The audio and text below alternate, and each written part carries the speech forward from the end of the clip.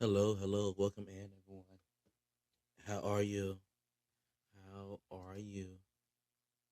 Hope everyone doing great and having a great, awesome day. Listen, you guys, we're coming. We're gonna talk. We're gonna have a conversation about some things. Um,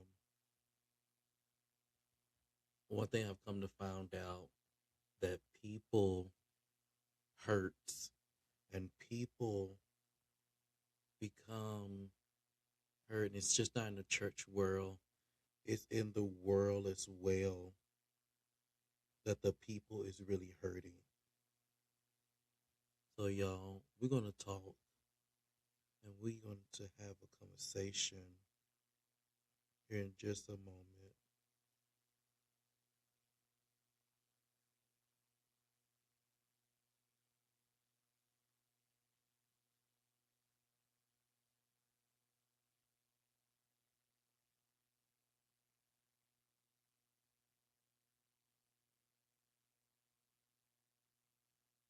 I'm just trying to make sure that the lives is working.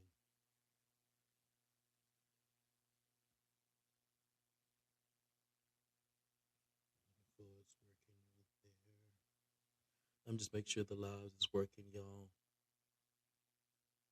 Do me a favor, like, share, and comment for me. Like, share, and comment. We're going to have a real talk tonight. What time is it? This morning at 1 o'clock in the morning. We're going to have a real conversation, y'all. So do me a favor, like, share, and comment. It's working perfect. All right, let's have a talk. Um, so again, I've come to figure out that people deal with trauma, people deal with pain, people deal with hurt so bad, y'all. So this is the thing here. This is what I'm going to do. I am going to um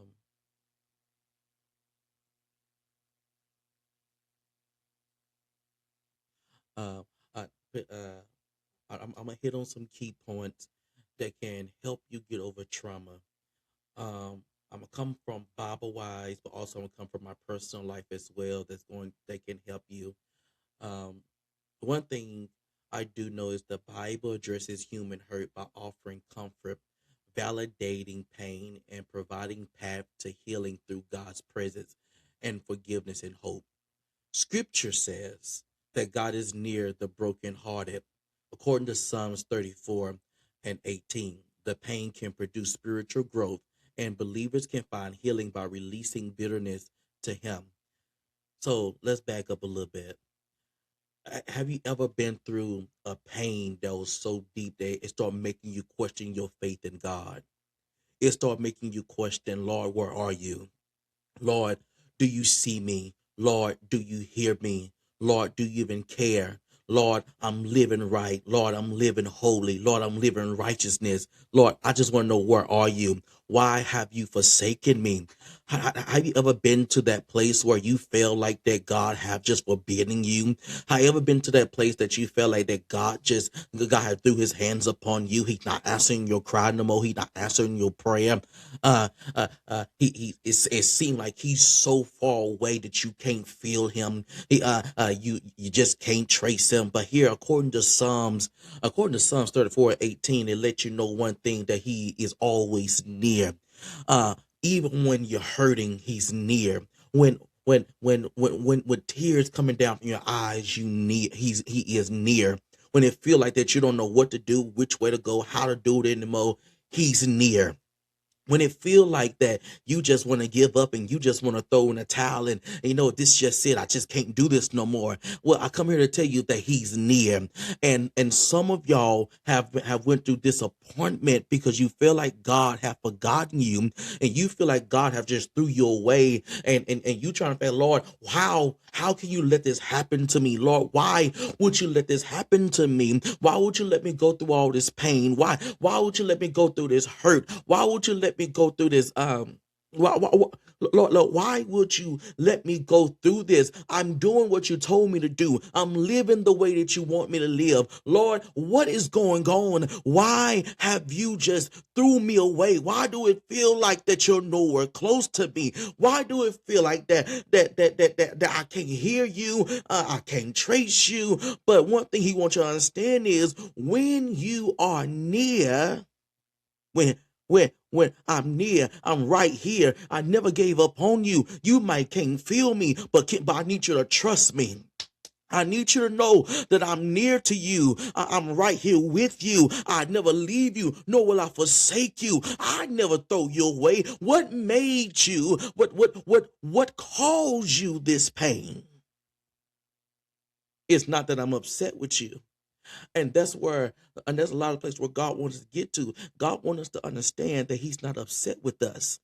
Some of y'all feel like God is really mad. Some of y'all feel like that God is just upset with you. No, He said, I'm not upset with you. I just want you to understand that I gotta let you go through the pain because pain produces your pain produces the purpose that you're going through. It builds character in you.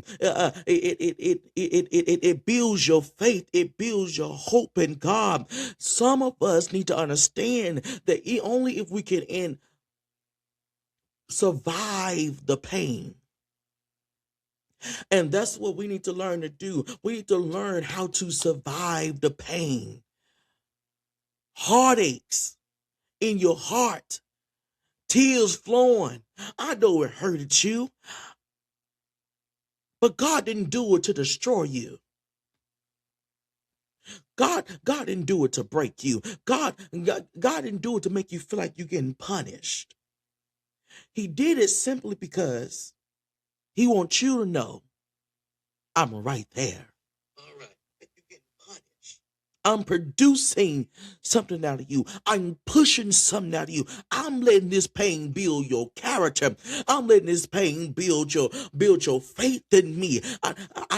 I want you to be able to go through pain, understanding and knowing, that He told me that He'll never leave me and forsake me. God has let me go through this to let me see something. He's let me go through this to build my trust. Some of y'all faith is too low in God. And God is saying, I just need your faith to come up a little higher. I need your faith to come up a little higher. The pain produced spiritual growth. And that it produced spiritual growth. And pain caused believers to release it to God. You have to learn how to go to God in your pain. You got to learn how to go to God with your hurt. You gotta love how to go to God and put your pain in God's hands. I know family hurted you, but there's no need to try to fight the pain in your flesh. Why not go to God in prayer and put it in the hands of God? God can do more than you can ever do. God can say more than you can ever say, and God will cause them to come and repent to you and apologize to you. You don't gotta get even. He said, for this battle is mine. This battle is not yours. Friends hurted you. People let you down. And it's okay. It's okay to feel pain. It's okay to feel hurt. Let me just put this out here. It's okay not to be okay. It's okay to cry. It's okay to feel down. It's okay to feel sad. Huh? Let's go to key number 1. I need you to understand that God understands your pain. Jesus was a man of sorrow with grief. According to Isaiah 53, according to Isaiah 53 and 3, God understands your pain. God not trying to tell you that he's counting your pain out. God not telling you that he don't understand your pain. Only thing he's telling you is just come put the pain in my hands. Come unto me with your heavy labors. I don't want you to try to fight this thing, because if you try to fight it, it can get messy. If you try to fight it, then innocent lives can actually really be hurt. Innocent blood can be shattered. But if you come to me and let me fight this thing, I promise you, I'll fight it for you, and I got you. So, according to Isaiah 53:3, meaning he understands emotional pain. He never told you don't cry. He never told you don't be upset. Matter of fact, he told you it's okay to be angry. Just be angry and sin not. You can't afford to be angry and sin. The sin is not you being angry. The sin is what you do when you're angry. The cussing, the drinking, and you trying to drink your pain away. You trying to cuss your pain away. You trying to smoke your pain away. It's angry is not the sin, but my question is, how do you respond with your anger?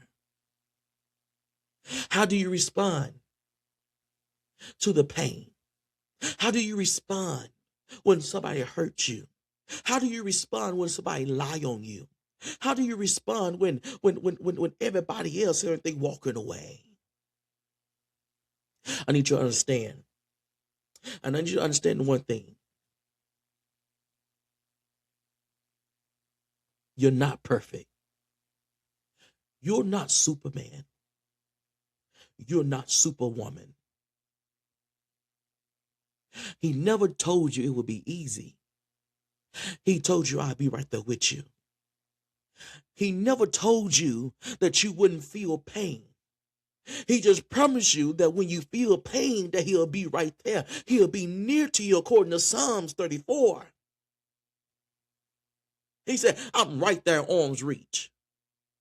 I'm worth it. Only if you just lean and depend on me. Only if you can trust me. Only if you can love me. Only I just need y'all to learn to trust in me with all your heart and lean not to your own understanding, because my ways is not your ways. You got to learn. He's not here to harm you. He's not here to tear you down. Second key point, validation of emotion. It is not wrong to feel hurt, as Jesus himself felt grief, according to Mark 3:5. Even Jesus felt bad. Even Jesus felt hurt. Even Jesus felt like, even Jesus cried. So he's not telling you that it's not okay to feel grief. He's not telling you it's not okay to feel pain. He just want to know, how will you respond to the pain? I told you, the sin is not the pain. The sin is how you respond to the pain. You can't drink your pain away. Drink will only cause your pain to be intoxicated for a limited time. You can't smoke your pain away. Smoke will only cause you to feel high for a limited time. It will only give you that out-of-body experience only for a limited time.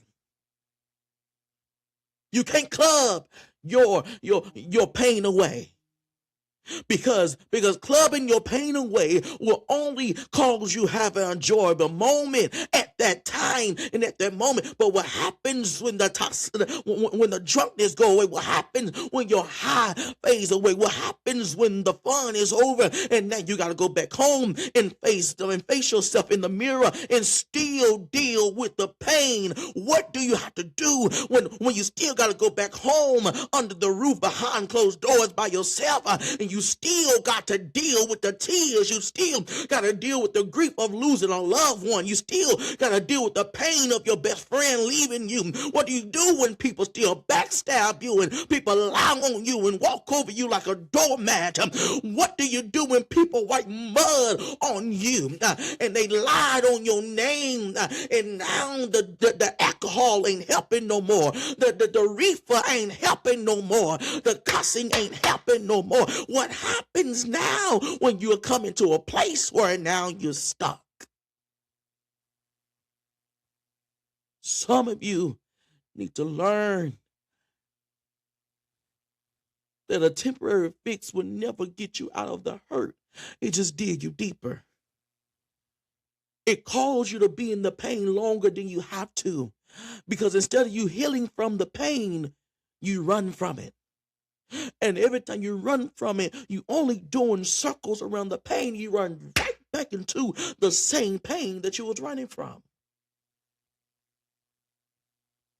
So at the beginning, God just want to let you know that, yes, I understand the pain.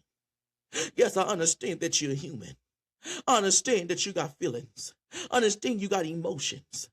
But I also want you to know that you don't got to carry the pain by yourself. You don't got to carry the hurt by yourself, because you're not in this by yourself. You got help. You got help. Running from the pain will only delay your deliverance. The reason why you're still dealing with pain from your childhood is because you have not dealt with the pain of your childhood. The reason why you're still dealing with the pain of the abandonment of your father, because you have not dealt with the abandonment of your father. You have not healed from it. For one, you have not forgave. In order for you to heal, you must forgive. And you're not forgiving for that person. You're forgiving for yourself. You got to learn how to forgive. You got to learn how to forgive. You got to let your heart be free, because your heart is aching, holding all the grudges. Your heart is aching for holding all the grief in here. And you think no one understands. But God saying, yes, I understand. I understand that you got emotions. I understand that you're gonna cry. I understand that you hurt. But he said, listen, come unto me, all he heavy labors, and let me carry you.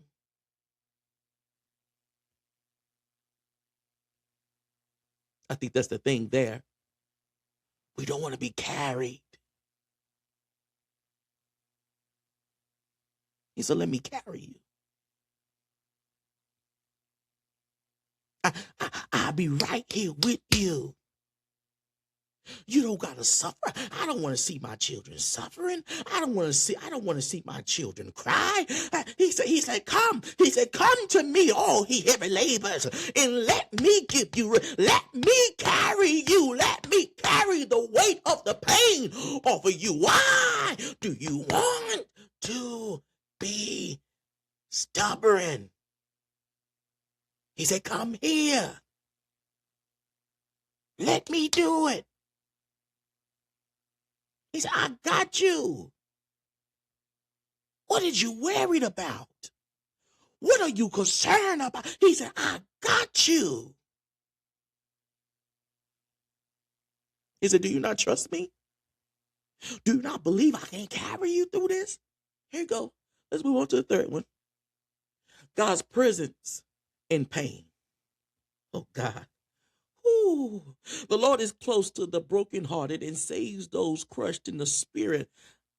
Let's go. And that's back at Psalms 34 and 18. When you feel like no one is around you, when you feel like no one cares, when you feel like that nobody hear your cry, no one hear your pain. He's I'm right here.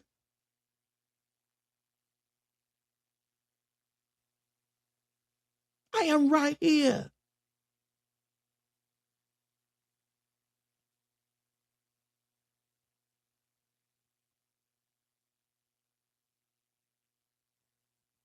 I'm right here. Here I go.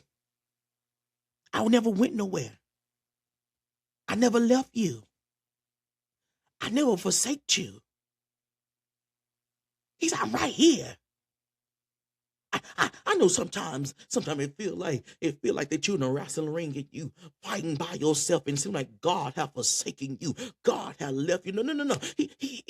He said, when you can't trace me, know that I'm near. When you can't hear me, know that I'm near. When it feel like that you fighting by yourself, know that I'm near. And remember, I told you that I promise you, Lord, I'm with you always to the end of the world. Jesus felt like that he was there by himself because he said,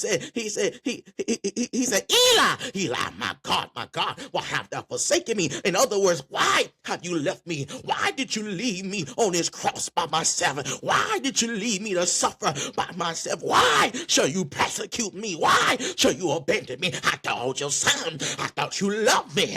You said, you told me you love me. Why have you forsaken me? Why have you left me here? Jesus felt abandonment. God felt like he was left alone. God felt like he was by himself. God felt like people was just there. People that said they was on his side betrayed him. Judas turned his back on him and sold him for silver. He didn't even sell him for gold. He sold him for a lower value of silver. What make you think if they did Jesus that way? What make you think you are exempt? You gotta learn that some of this pain you're carrying is unnecessary pain. The church persecuted Jesus. What make you think they won't do you? The church turned their back on Jesus. What make you think they won't do you? He said, Lord, have mercy. So we had God understands. We had God understands. God understands your pain. We had that. And that's good to know that God understands the pain. God understands the pain, and I'm so glad we know that God understands the pain. So we had that.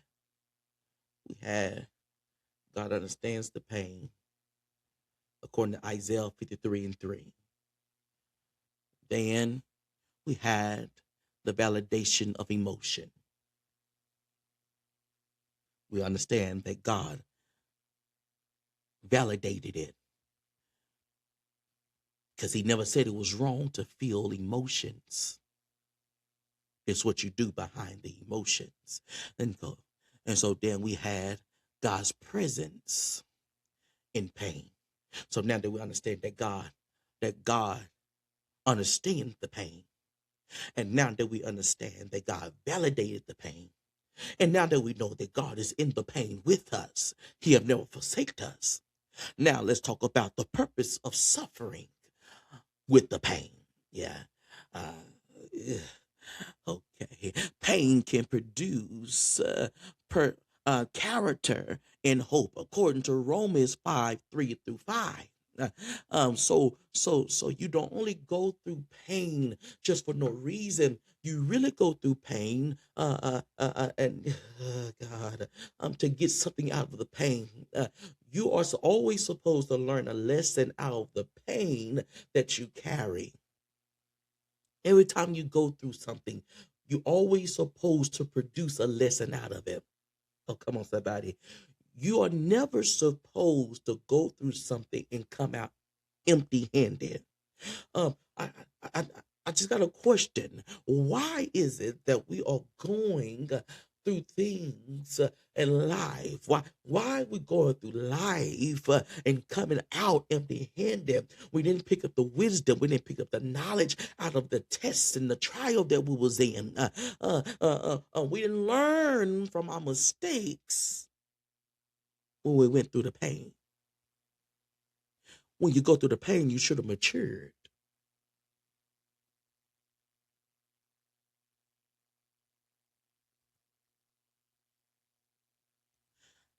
I got 4 key points that I want to point out to you. Then I'm gonna let y'all be free.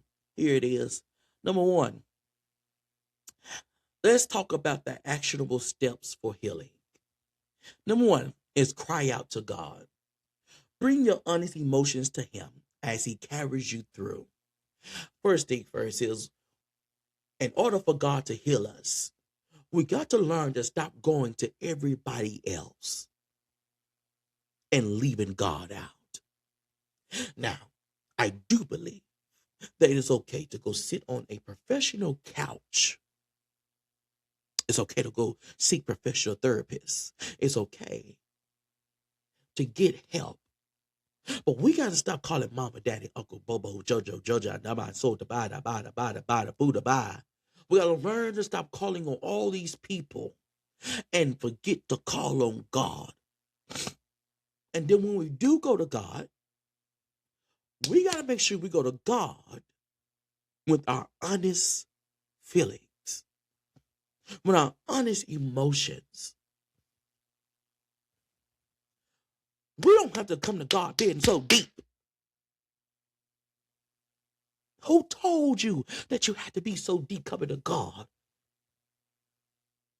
You can come to God just and say, God, hey, listen to me. Listen, I'm hurt. Father, I'm tired.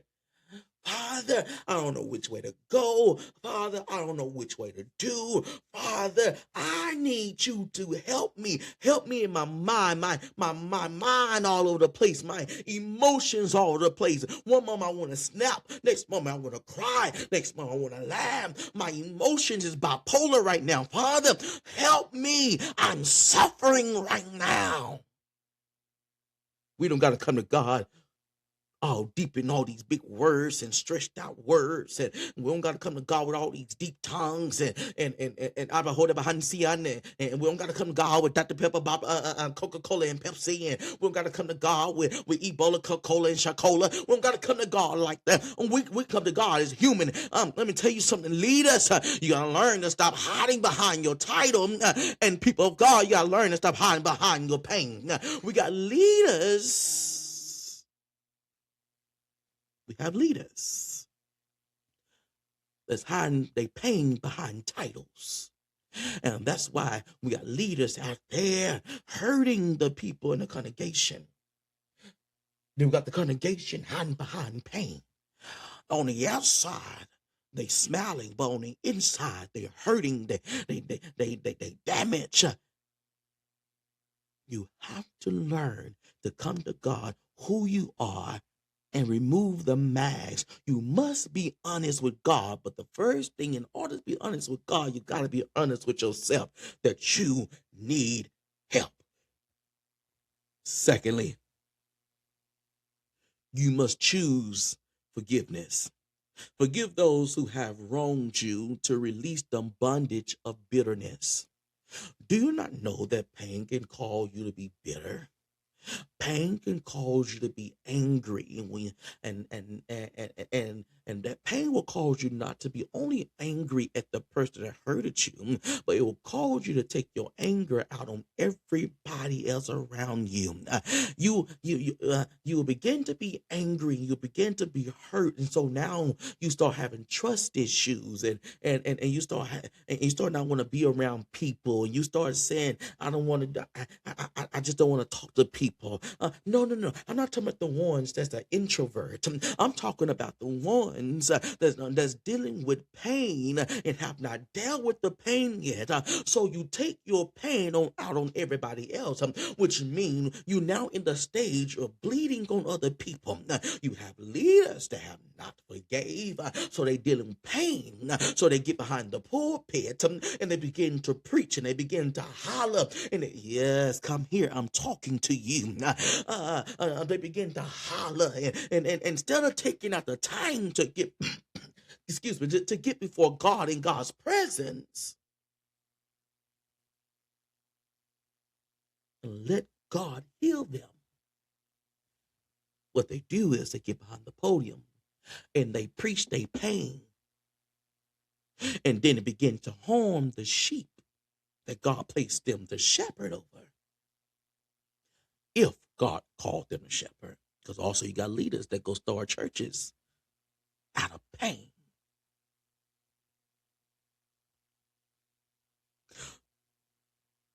So the first step is you must go cry to God. The second step is you must forgive. That forgiveness is a powerful thing. It is.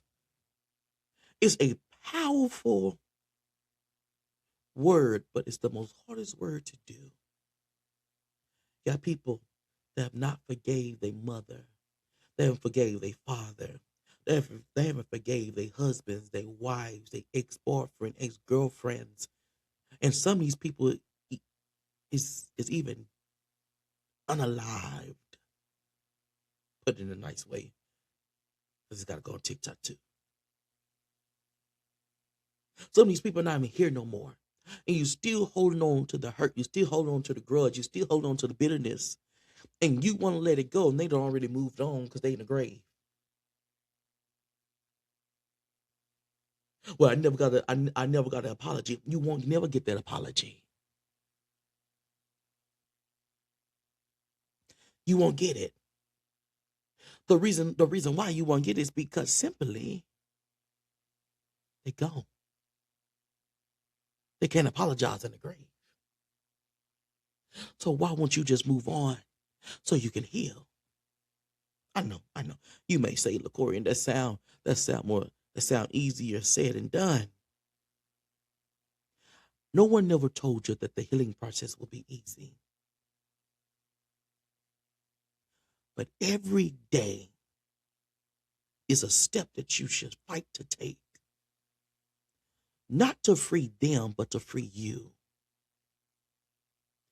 You can't get in the next relationship or the next marriage until you heal from your last one.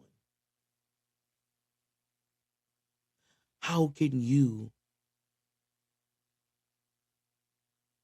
love him when you're still damaged from your old? You will never be able to live in your present to marry your future when you're still married to your past. I said again. You'll never be able to live in your future to marry. You'll never be able to live in your present to marry your future when you won't divorce your past. You gotta make up your mind that your past gotta go. You gotta make up your mind that your past will hold you hostage anymore. You gotta make up your mind that your past won't keep you captive anymore. Your past won't keep you bound no more. You got to learn how to throw your hands up and say, you know what? I divorce you. You cannot have my life any longer. It's a deadly thing. It's very deadly. It's very deadly. It's very deadly when you won't allow yourself to heal because you keep picking at the scar. Can I tell you, some of your pain is not hunting you down, you're hunting it down. Because you won't let it heal all the way.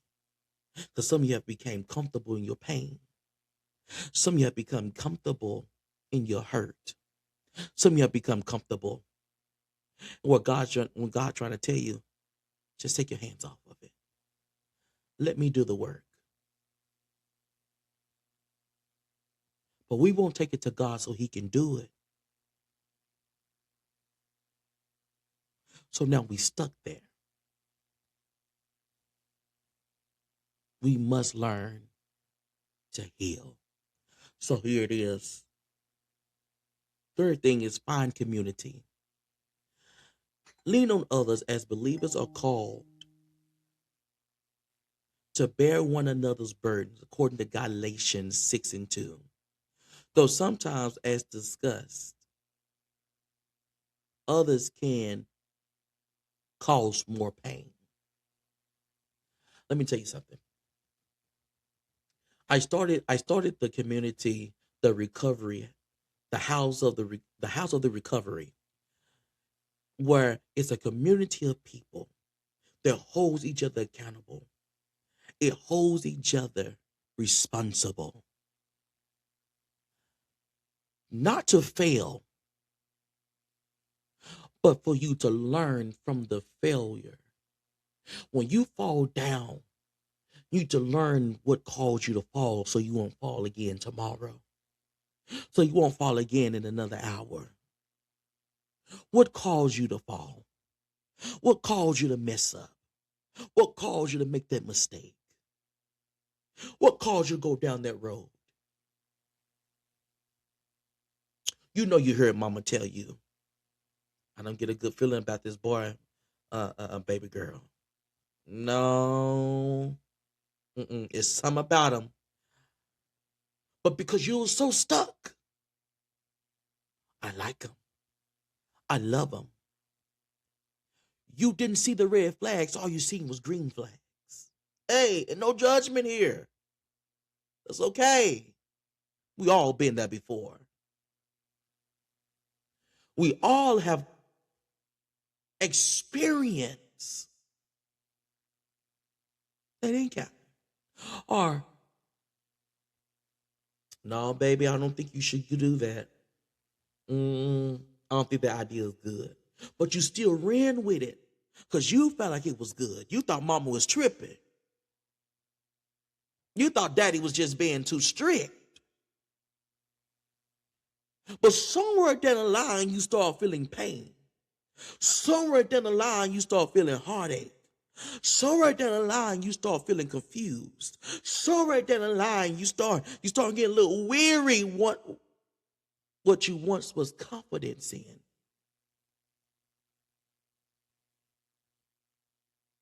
And it's okay. But what did you learn from your mistake that you once was confidence in? How can you learn to not fall down again? How can you learn not to fall for the same trick? You must learn, you must understand.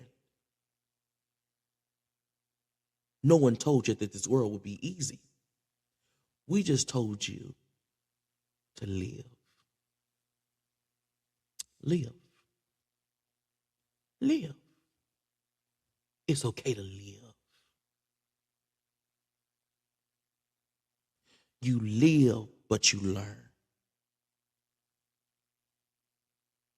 Live, but learn.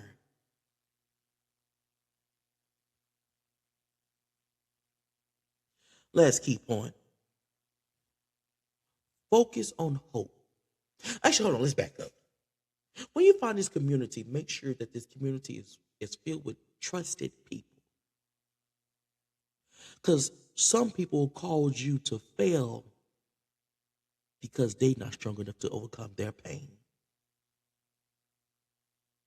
So once they see your progress of you actually coming out, they'll start getting a little jealous. Make sure you connect to people that's not jealous of your deliverance. Make sure that you get connected to people that's not jealous when God starts healing you from the pain and you start reaping the benefits of your healing. Oh, there is some good benefits. There's some good benefits. You might don't see it because it's painful and it hurts you. It causes you some tears. And anytime something causes us tears, we don't want to deal with it.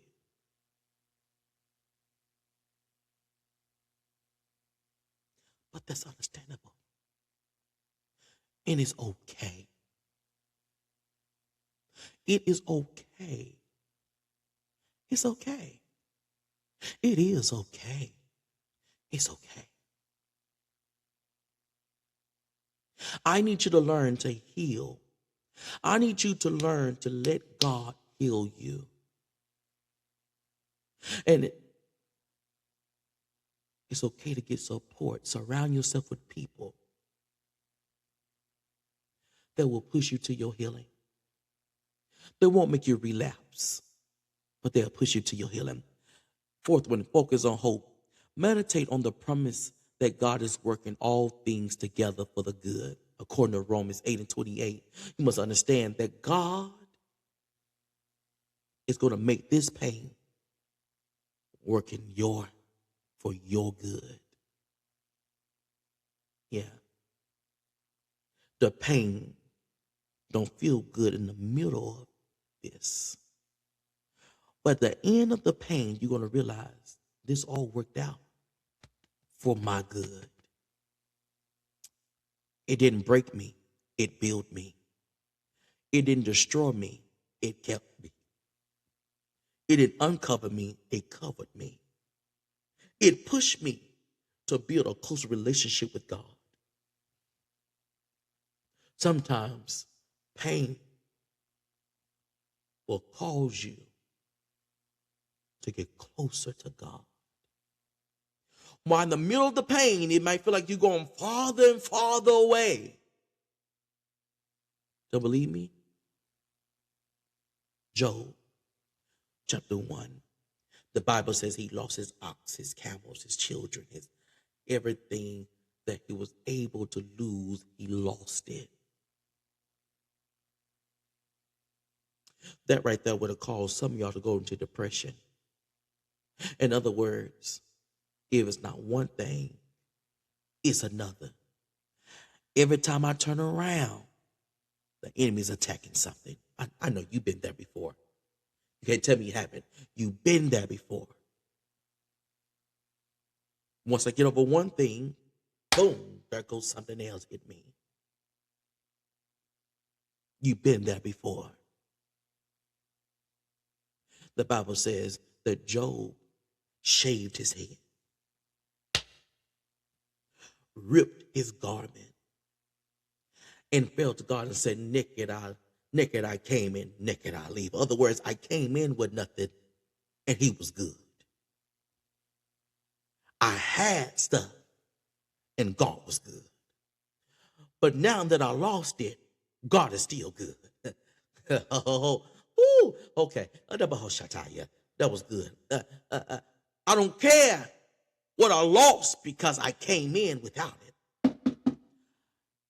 And he was still God when I didn't have it. He was God when he gave it to me.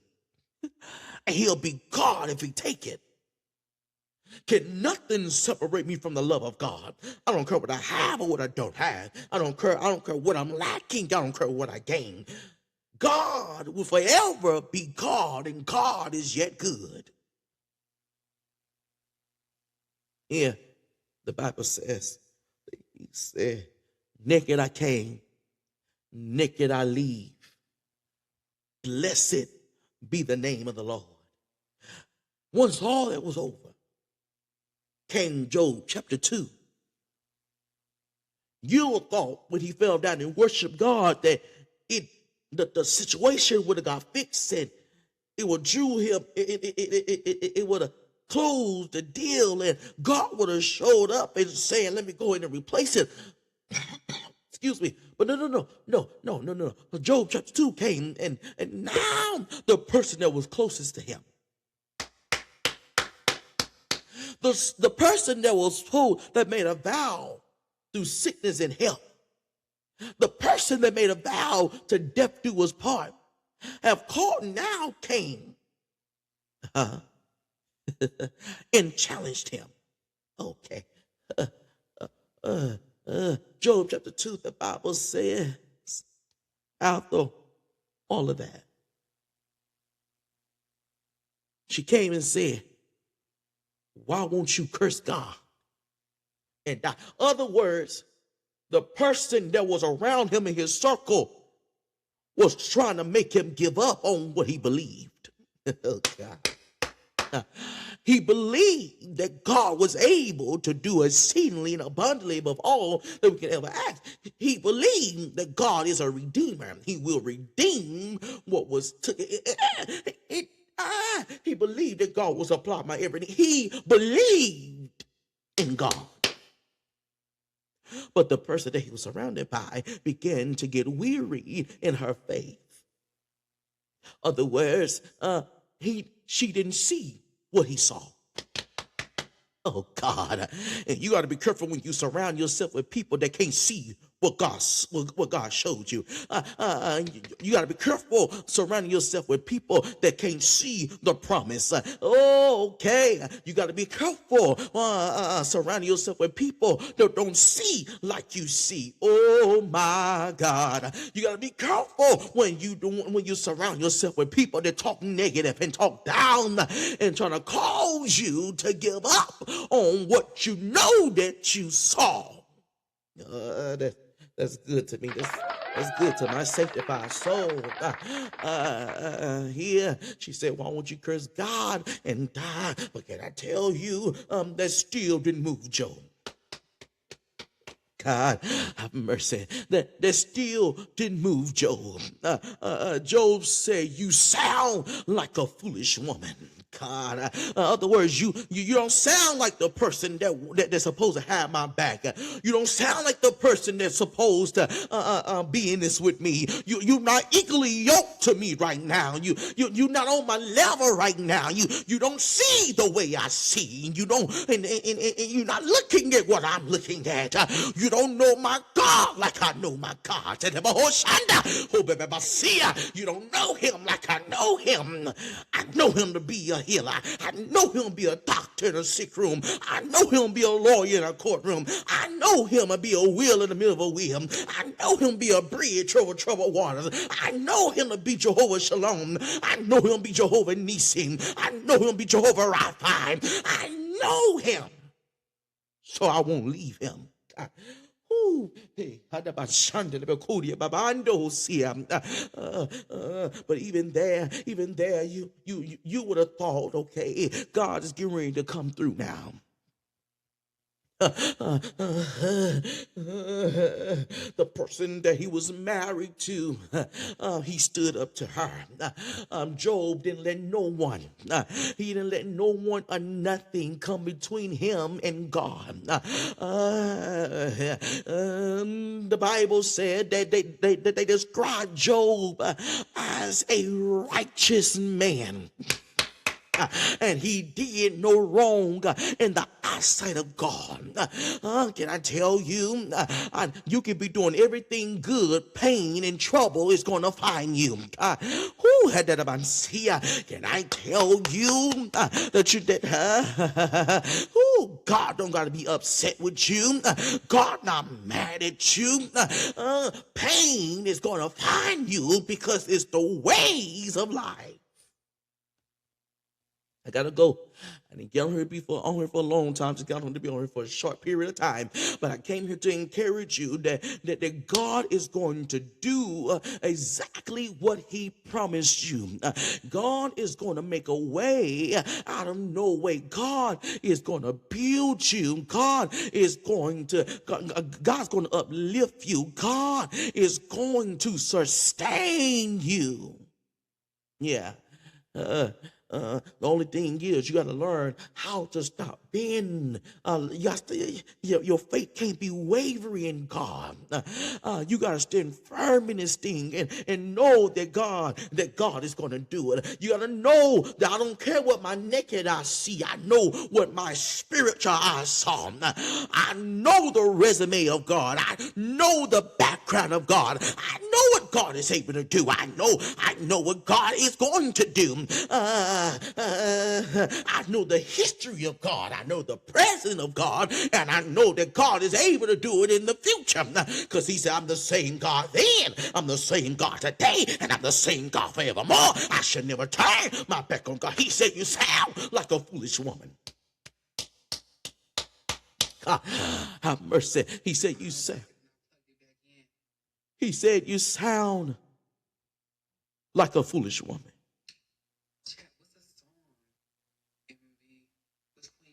He said, you sound like a foolish woman.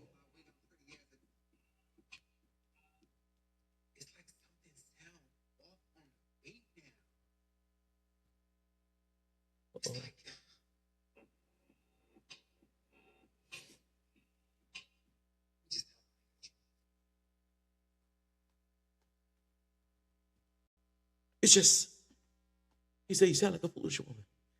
You're not the person I teamed up with. You're not the person that I thought you was. You sound foolish. Here it is. Chapter 1, chapter 2 was good enough. Now here come his friends. Again, the same people that he surrounded himself with. The same people that was in his community.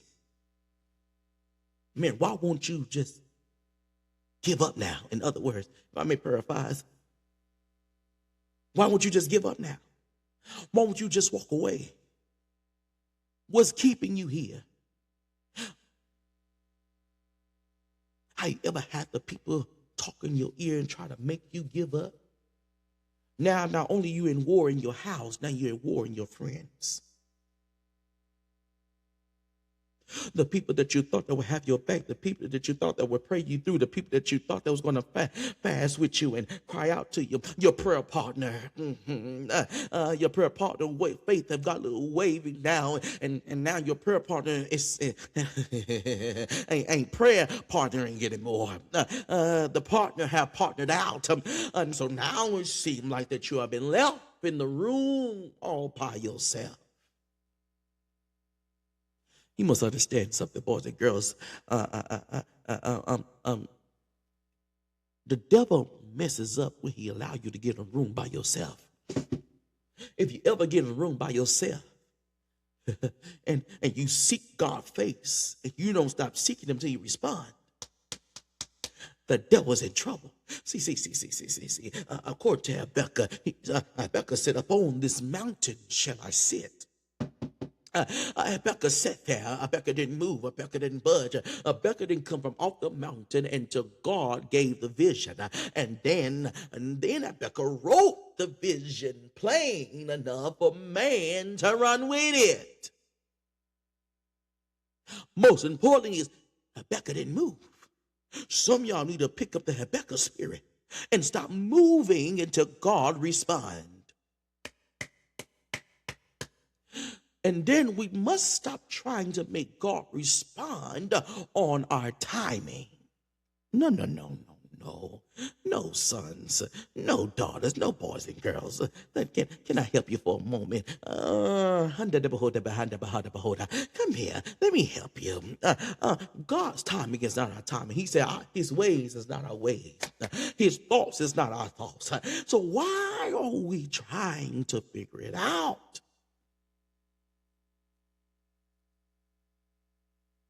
Later down the line, at the end of the story, God led Job to pray for his friend. And as he was doing the work of God, doing the assignment that was placed upon him, God gave him double for his trouble. It's mighty funny how God would still God would still speak to you about other people in your pain. You complain that no one sees me, no one hears me, but God's still telling you to prophesy. Yeah. You still going through pain. You still you prophesying with tears in your eyes and pain in your heart, and you just got done having an encounter of the worst encounter of your life, and God still tell you to go bless the homeless. God, you want me to do what? We must learn. And we must come to an understanding.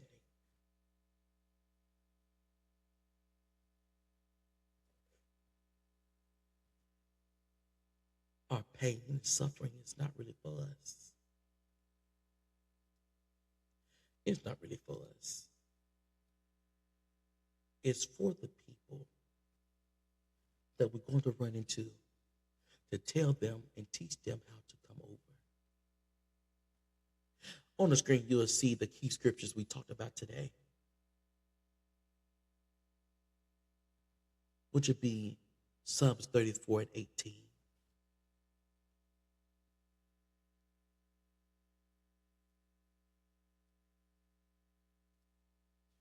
Maybe Psalms 34 and 18.